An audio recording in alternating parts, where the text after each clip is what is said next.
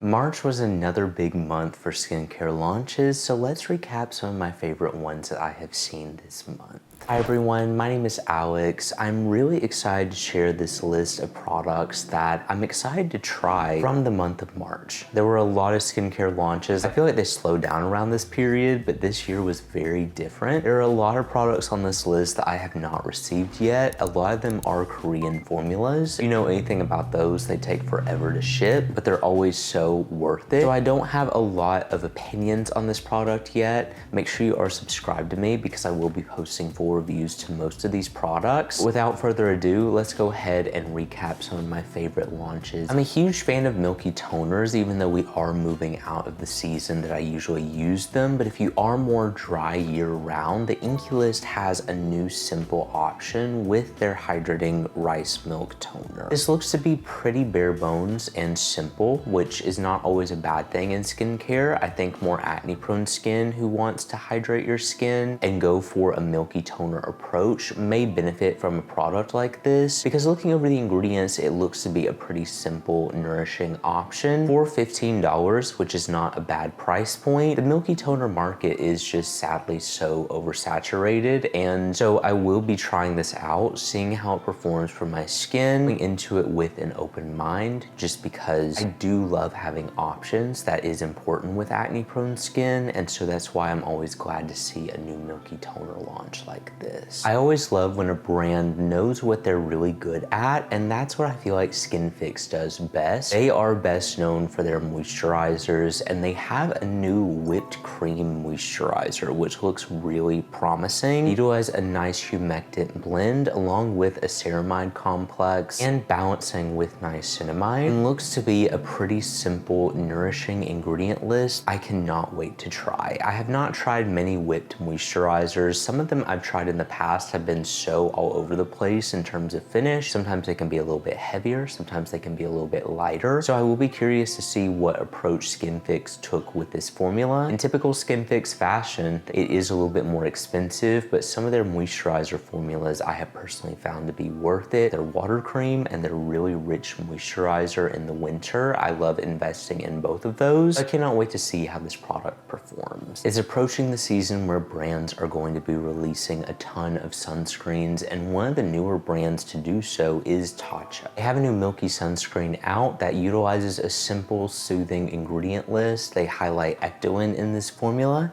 It is an American chemical-based sunscreen, and from what I have seen, a lot of people are enjoying the finish of this formula. I've not felt it for myself. I have ordered this product to try. Here's my thing though, $50 for a sunscreen is a little bit ridiculous with how often you need to reapply sunscreen. I'm just not the biggest fan of that price tag already. Even if a sunscreen does everything I need, there are so many options I would turn to before that, just because that is a crazy, ridiculous price point. But I still wanted to mention it because sunscreen is one of these personal steps of the skincare routine that you need to find one that you really enjoy the finish of. I mean, if you're gonna invest in a skincare step, it would be the sunscreen step. $50 is a little bit crazy. We'll just see how it performs. A new loaded down antioxidant serum has hit the market with innbeauty Project's Pro C serum. This combines a gold stabilized vitamin C, which I've seen used in a lot of formulas,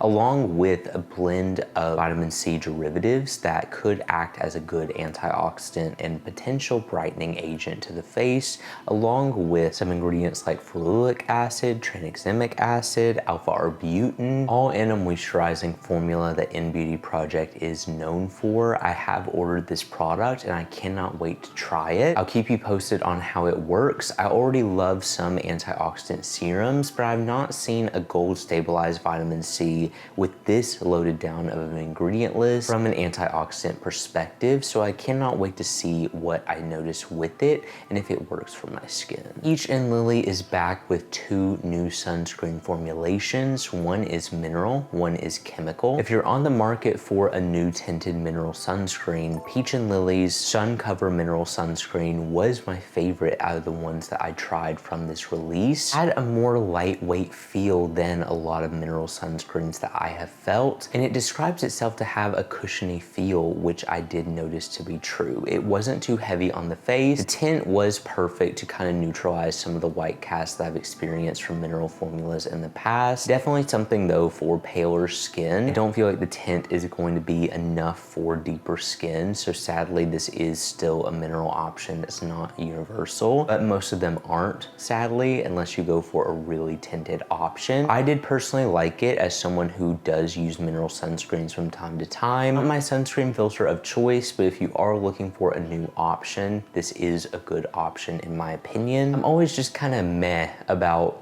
new American chemical-based sunscreen launches, especially when they are an SPF 30, and that was exactly how I felt about Peach and Lily's new Beam Blocker Invisible Sunscreen. I'm just like, there was nothing impressive about it. It was okay. It was $34, first of all. Reapplying with that is a little bit ridiculous, along with the SPF 30 level protection that was heavier than some SPF 50s that I have tried in the past. It was just not a good launch in my opinion. I didn't really see a point for this chemical sunscreen, especially because there are so many higher concentration chemical sunscreens that work better for a fraction of the price. I understand the mineral, it was a little bit more special to me, but the chemical, I wasn't really impressed. I know so many options on the market, and I'll talk about that more in my review, but it just really didn't do anything for me. If you're a fan of a satin finish moisturizer as much as I am, bloomeffects has a new Royal Tulip Elevate Cream. This is such an exciting launch for me because of how much I love the bloomeffects Bi-Phase Toner, and I cannot wait to see how this formula performs from them. Satin finish moisturizers are just something I use day to day. I like it because it creates a your skin but better finish, at least by description. Haven't felt this product yet, but I'm super excited to feel it,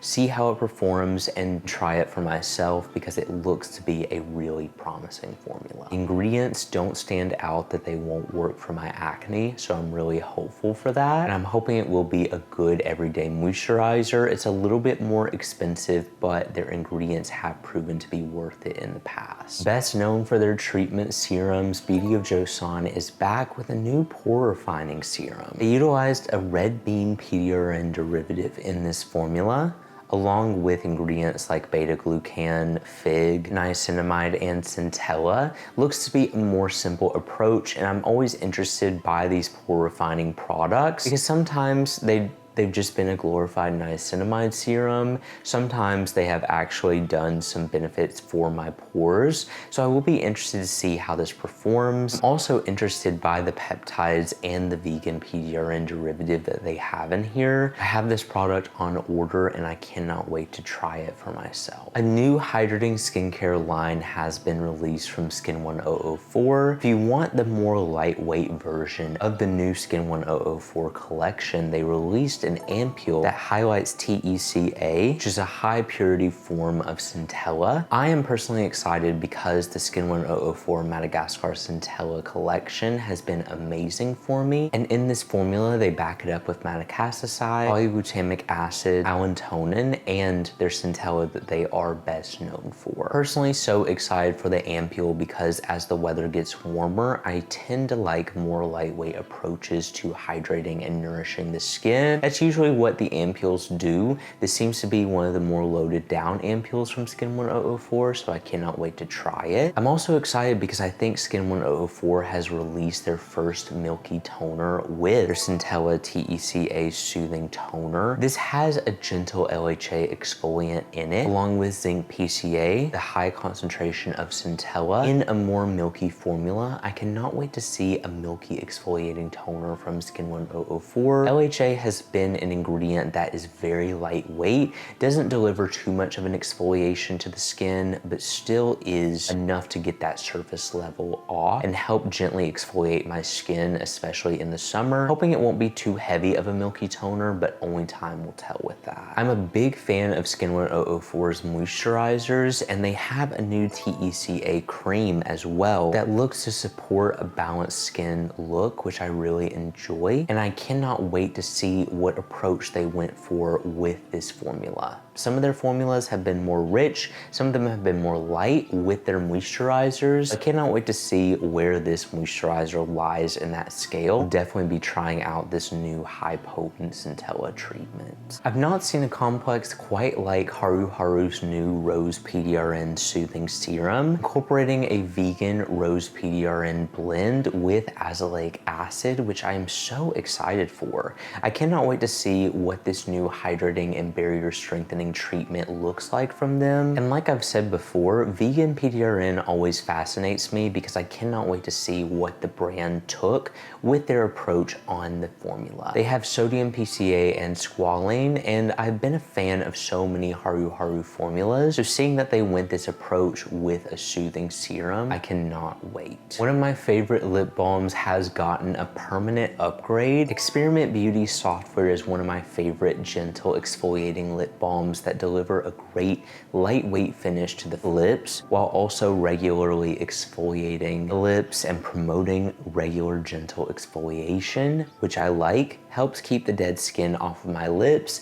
And if you're a fan of tinted lip balms, they now have that permanently in this formula. I'm not personally a fan of tinted lip balms, but the shades in this look to be really versatile and preserve that formula from what I've seen people saying of the original software. So if you have been wanting tints of those, they are now a permanent addition as of this month. Clay face mask can be a great way to balance and purify the skin, especially when you are dealing with a lot of acne, and Sincerely Yours is the newest to release one with their face-to-face time gentle pore purifying whipped clay mask. Cannot wait to see what a whipped texture looks like from them because I've not really tried that in a lot of formulas, and they look to utilize a soothing, nourishing blend that helps counteract some of the dryness that kaolin clay can give. I am still expecting this to be a pretty purifying and drying product, but I will be curious to see what that means in terms of results that I see with it. I like to use these types of masks in spots when I need them. This seems to utilize some enzyme exfoliants as well as a gentle